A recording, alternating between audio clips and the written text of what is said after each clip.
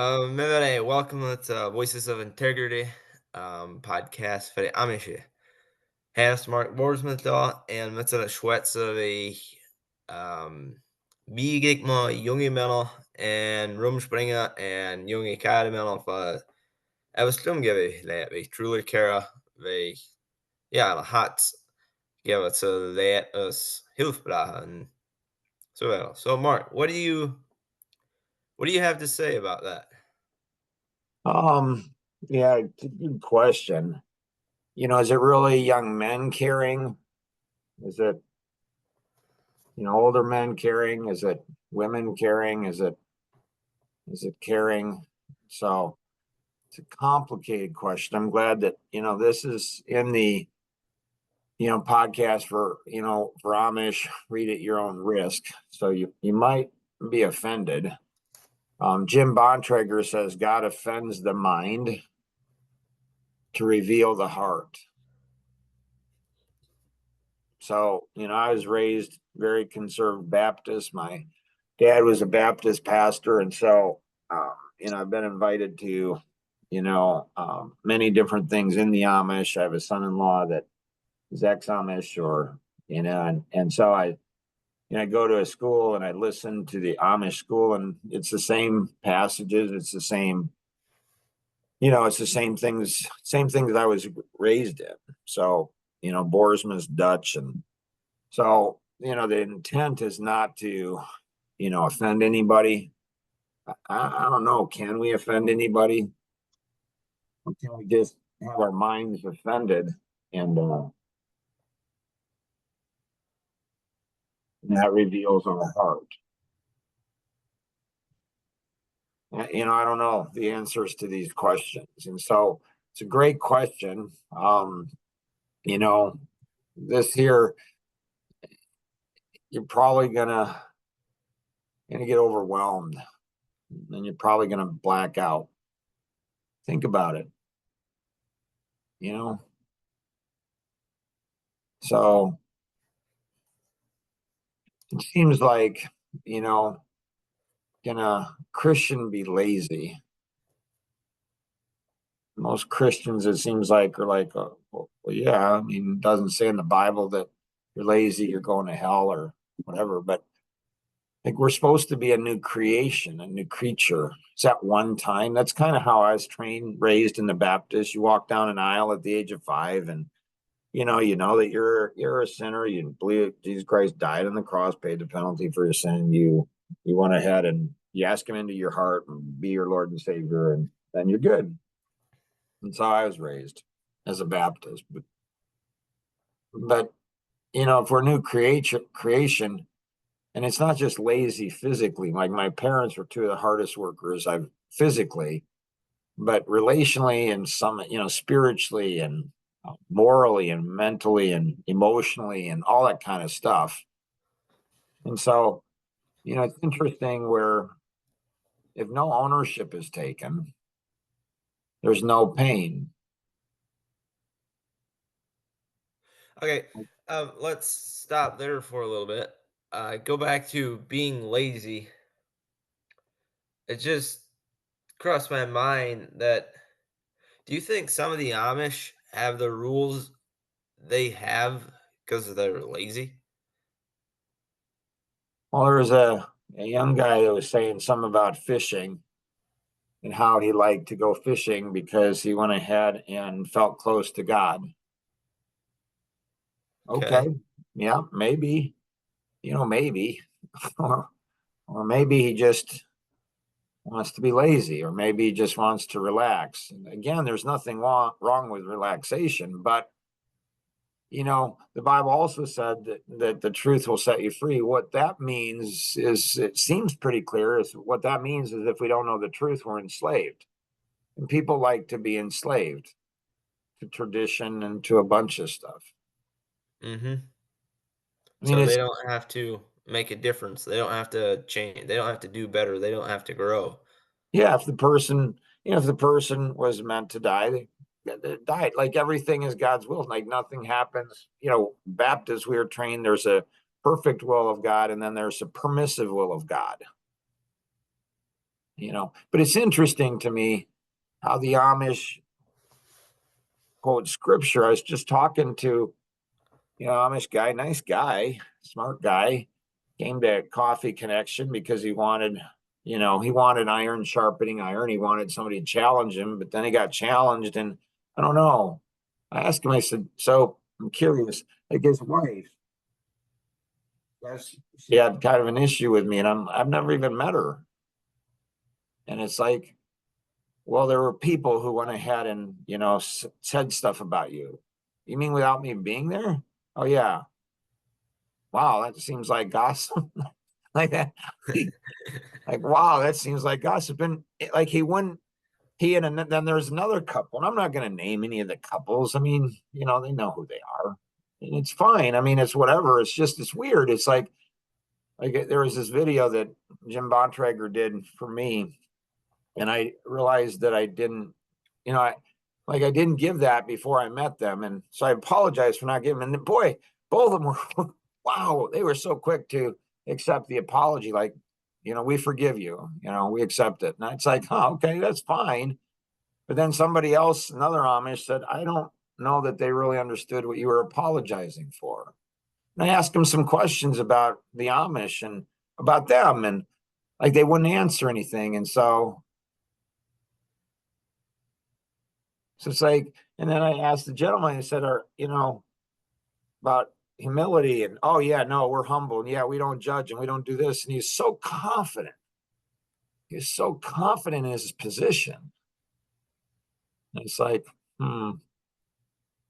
So it's like, and I ask him, like, is it a sin to be rude? Like, if somebody asks you a question, like, you just ignore them, you just walk off. Like, is that rude? Is that a sin? Like, should you? So it's like, it was just weird. I mean, it's just weird on how quick they were to accept the apology and then just go dark. And it's like, will other Amish that are, in that conversation, will they call them out? Will they say, hey, you're making the Amish look bad? Probably not, which is okay. I don't really care. I mean, it's not like, the Baptists, they're just like, it's like they have so much fear. they're, it's like a chihuahua. It's like, they're like nervouser than all get out. They bark, yippee, yippee, yippee, yippee. And you're just like, but then they're scared. They're like looking over their shoulders. They're always being afraid. They're, like, I'm going to be I don't know. It's just, I mean, I'm not really talking about the Amish. I'm talking about the Baptist. It's like so confident in their position. But you ask a question, and my dad was, a GRBC, General Association of Regular Baptists, very, very conservative. Grew up my whole life in that, and and my wife was molested by her dad, who was, Christian, devout Christian, and went to a GRBC church, and nobody's willing to address it. Not the whole denomination. They won't even answer any questions, and it's like, really, guys? like, it's just weird. It's just weird. It's like we want to talk or look, and again, I'm talking about the Baptist. We want to talk or look like we're really spiritual, but it's like they can't take ownership. Like it's like I knew a pastor, a guy who was a pastor for 10 years, and and one of the kids that he was leading, what, he's Baptist, GRBC Baptist, and he went to seminary. So he went to, I don't know, 7 years of college to be a pastor. And it's like, one of the people that he went ahead and, in his youth group, he was a youth pastor, and one of them committed suicide. And it's like he can't take any ownership, like nothing, like 0%. Like, what? It's not my fault. You were a pastor for 10 years for this guy, for this kid. Like, so it's almost like Christians, really conservative, really devout, really, really devout, really good people. They can't, they want to take all the credit, but none of the responsibility. So if there's no ownership, there's no pain. If there's no pain, there's no growth. And if there's no growth, are you really, a follower of God because you're not growing like God created us, grow. He didn't create us to he didn't create us to go ahead and be like some people are like God. They're the same yesterday, today, and forever. They never change. Like, huh. Like, like it's just, I don't know. It's just, to me, it's just weird. I don't understand, and so it's like the Baptists, they don't ask the hard questions. All it is superficial. The Bible says, the milk versus the meat, like a new baby is, milk but they grow up and it's like, do you just want to be, but it seems to me like, I don't know. So, I mean, we could just stop here. Just like, there's questions like, I don't understand. Like I was talking to this guy who was raised Amish. He was at Coffee Connection. If you can come to Coffee Connection, let me tell you, that's a great place to be. But this guy, he was raised Amish and he went ahead and my heart goes out to him. And he was probably maybe 50, I think, and working in the factory and stuff and lovely wife. And, you know, they were having challenges in their marriage and went in for counseling. And the counselor said something, I think you've been hurt or something. And they were out. I don't know if he was out playing or working or something. I think he was 7 years old. He was a young lad. And, his friend got caught underneath a tractor or plow or something. I think they were Amish. His friend was Amish too. I don't know, but and he died. His friend died, like I think right in front of him. And he asked his mom, like, "Mom, like, why did God allow this?" And his mom said to him, "We got to get him on here." Great story, unbelievable. His mom says, "You don't ask those questions," so he didn't. For like 43 years or whatever, didn't ask those questions, but it hurt him and it hurt his marriage at a very, very deep level. The mom didn't intentionally do that. Like with 7 kids and 9 grandkids and another one on the way, it's like it's a grandfather, you go, there's so much hurt, there's so much pain. So I don't know if we should go into the other and fly through stuff but people black out. I mean, but people are probably already blacking out. Like, I don't want to ask that question. So lazy is not just physical, but it's spiritual, relational. Like, I know, I've been blessed to know a lot of Amish, and actually the Amish treat me a lot better than the Baptists do. My gracious. They've been very gracious and welcome me into their home and super nice. And shoot, there's even, one young lady that doesn't like me. I haven't talked to her about it, but I can't wait to. I don't know. She's probably 20-ish, maybe. I don't know. And she doesn't like me, but she was very kind to me. And shoot, she's nicer to me than sometimes my own family is. It's just weird. It's like she's very pleasant, very nice, very interested, just a super nice person. I'm like, she's Amish. And so I don't know. So I don't know. Do we go into the blackout stuff and explain why people black out, why they won't answer questions, why they won't talk? Is it because of pride? Well, right? Like, I'm better than somebody else. Why are you better? You're created in the image of God, just like anybody else. Like when I was 8 years old, I don't know, I was at Camp Fairwood and God somehow spoke to me. Baptists are trained, God doesn't speak to you, you know? And he didn't speak to me audibly. I don't know. It somehow just spoke to my soul, or I don't know what it was. It was just like I was out eating a treat, Camp Fairwood in Wisconsin. And all of a sudden, I don't know, God just said to me, he says, "Mark, you're an average to below average kid." It's the first thing out of my creator's mouth is, you're an average to below average kid. And I understood that. And I'm like, yeah, that makes sense. And then he said, if you're a good steward with what I give you, you'll change the world. So am I average? And I'm just, I'm just here to do whatever, You're you know? just here to change the world. That's all you're here for. Well, I mean, that's the thing. Am I just average? Doesn't sound like if you change the world that's average, but it's like, it's almost like, if you're average, below average, it's like, okay, you're not going to do, you're just going to be whatever you're going to be. Like that's what it's going to be. But if you're a good steward, well, then you're going to change the world. And it's like, well, I wonder if that's everybody. And for years I thought, well, God had that same conversation with everybody. Like you're just average or below average. Let me tell you. I mean, I'm 60. And it's like,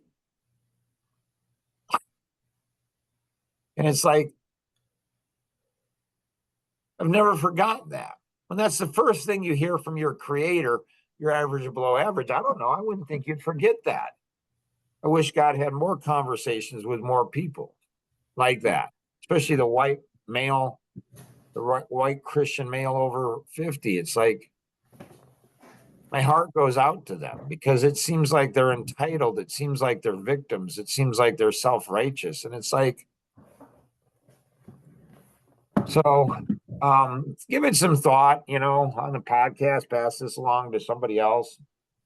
Tell them, I don't know, 20 minutes into it, you might want to drop out. So I'm just telling you, you might want to drop out because it gets like, that's a good one. Like, there's been a lot of questions in the Amish about, you know, um, about this ad that, I put in. Um, you know, either of you have that ad? I don't No. know. Oh my gracious.